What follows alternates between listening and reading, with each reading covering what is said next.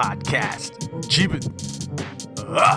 Time passes, you're like, oh no, time's passing, and then you're like, oh wait, who cares? But then you're like, oh my gosh, it's gonna pass, and then you're like, oh no, and then you're like, gotta live today, and then you're like, what about tomorrow? What about yesterday? Oh, I got this going on in 2 weeks, and this person over here is doing that. I wonder what they're doing, and who am I? Why am I here? Why is the sky blue? Water's so wet. Oh, I gotta take a shower. Oh, it's time to eat. Oh, gotta go to work. Oh, gotta do this. Oh, that's out of my control. Oh. Why? Why do we try? How did we do? Life is a clue, and you are who you do. Literally. Just kidding. I don't know. So much puzzle pieces getting slammed into the fucking pictograph. But whatever. We must go on. So find something. Get good at it. Enjoy while you're doing it. Enjoy getting good at it. Enjoy the journey. Because it all could end in a ball of flames.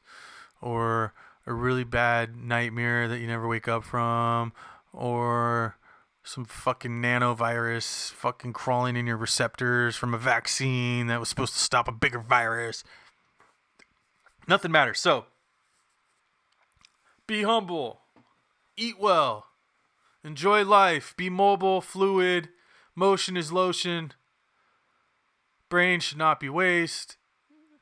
Love, passion, wiggling your toes under the table. Life, dignity, the pursuit of awesomeness. That's what we are about. And what have we done? Well, read a book. Blue Ocean Strategy. How to Create Uncontested Market Space and Make the Competition Irrelevant by W. Chan Kim and Renee Mauborgne. This was a bestseller. This is a management book. And I know what you're thinking. Why are you talking and reading a management book? Well, you can manage your life. You can manage your hobbies. You can manage your relationships. Or you can just take the information and run with it. I was just using it to better improve my life. And what it does is delve into the ideas and circumstances where you make a blue ocean out of nothing. Specifically to business, I want to say like Uber is probably a really good example. You know, everybody probably told them it couldn't be done, and then they made a business by having people be taxi drivers and created a blue ocean opportunity.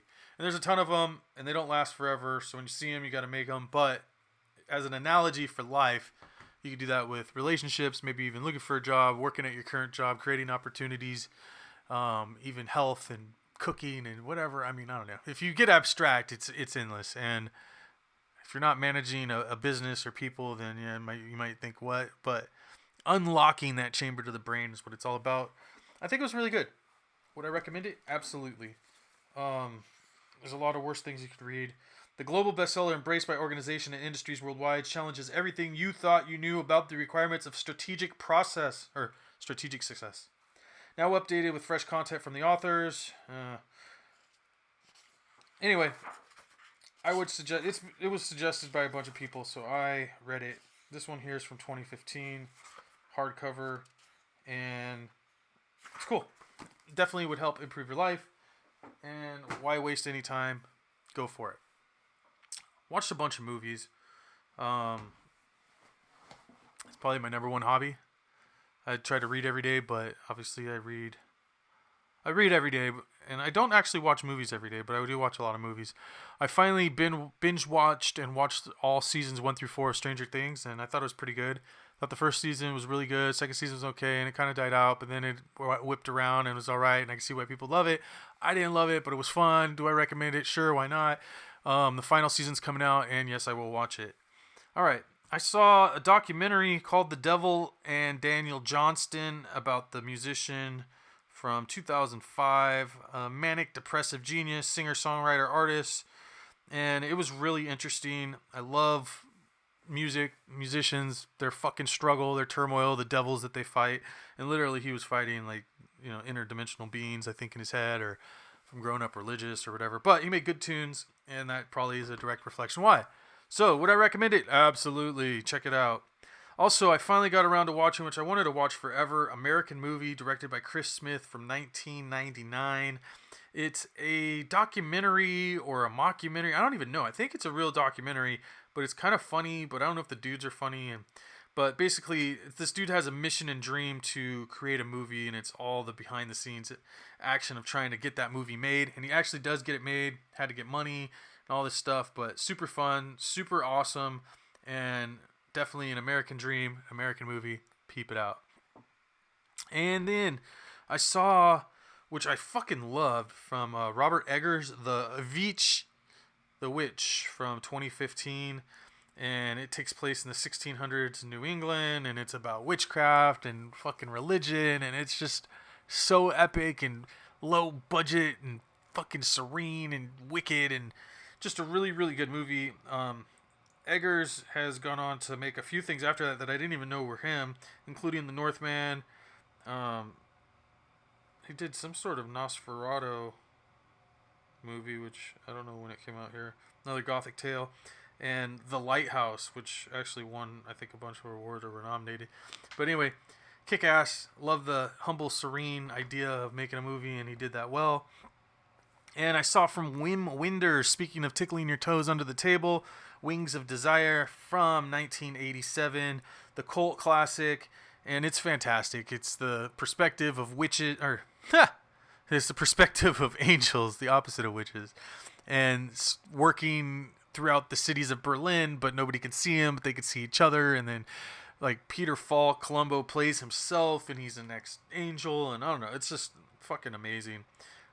Mostly in black and white with sparks of color. The color look amazing, and just art film at its fucking finest. Wim Wenders is the fucking man, and he's done Paris, Texas, The American Fiend, The Salt of the Earth, the Buena Vista Social Club, which I think, okay, he did it all. I thought he just did like a short in it or something. But anyway, that was fantastic. Highly recommended. And I saw the classic from 1932 from Victor Halperin, White Zombie, which was basically the very first zombie film. And it's old, it's fun. The movie I have is a Blu-ray, but it's from a 16 millimeter library print scan, and it's creepy, it's fun, it's art from the 30s. If you're into zombies, it's definitely a must check out, and it's kind of the Haitian take on it. And I saw again, which I've loved forever, but Zoolander, which was fucking hilarious, and I watched it back to back with Zoolander 2, which I liked better the second time around. It's got only 2 stars here, and I think it's definitely better than that. And I would have probably given it 2 stars if you would ask me before I watched it again, but it is fun. When you start to think about that, he's got all the fashionistas, and they're there to drink the blood of the fucking third person from the Garden of Eden, and fucking Will Ferrell explodes into a ball of glitter. Like, I don't know, just talking that out loud, like, it's probably fucking hilarious. And I saw again, which I didn't know I'd seen, and I didn't know it was directed by Steven Soderbergh, was Logan Lucky, which is kind of like a heist movie. Well, it is a heist movie, but it's fucking great. Soderbergh is the man. And that movie is, I don't know, I'd seen it before, but I didn't quite remember it, or maybe I fell asleep or something, but I watched it through, and it's fucking solid.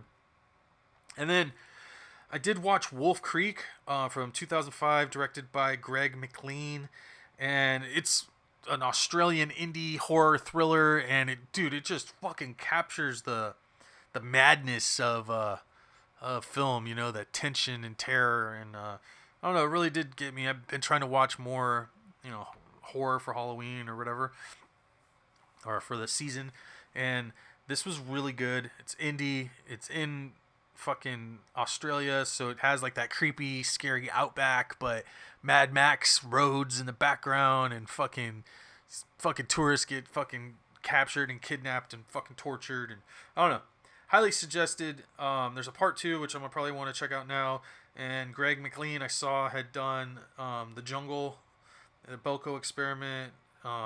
So he seems to know what he's doing. I guess he's a former painter, art student turned into filmmaker, and those things seem to go pretty well hand in hand. And then I've been on my William Friedkin kick, trying to catch everything I've never seen from him, and I had sitting around Bug from 2006, and that was a special fucking treat. Jeez Louise. I love the movies, that take place in one place and fucking do it well. This basically takes place in a motel room. It's like, like a Tweakley Suites sort of deal. Chick's living there, and she's over men, but falls in love with this fucking paranoid dude from the military, and they fucking wrap the room in foil and fucking think the bugs are fucking wiretap transmitters. I don't know. It's fucking great. And William Friedkin just knows what the fuck he's doing. And it stars Ashley Judd, Michael Shannon, who just fucking plays the fucking lights out, Harry Connick Jr. I don't know. It's a fantastic flick, and Billy Friedkin frickin' does it, dude.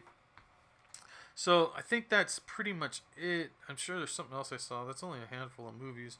But peep them out. Read more books. Obviously, that Blue Ocean Strategy is great. I'm reading a handful of short stories right now from Alfred Hitchcock collection, which I'll update on you on next. And expand your mind, improve yourself. Don't let all the bullshit fucking weigh you down. That being said, try your hardest, do your best, read more books, stay humble, stay gracious. Podcast Jebuth.